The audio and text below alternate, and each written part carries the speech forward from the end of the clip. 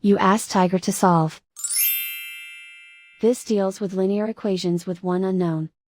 The final result is m equals 10. Let's solve it step by step.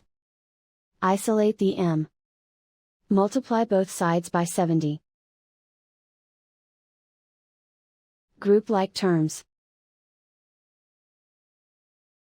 Multiply the coefficients. Simplify the fraction. Multiply the fractions. Find the greatest common factor of the numerator and denominator.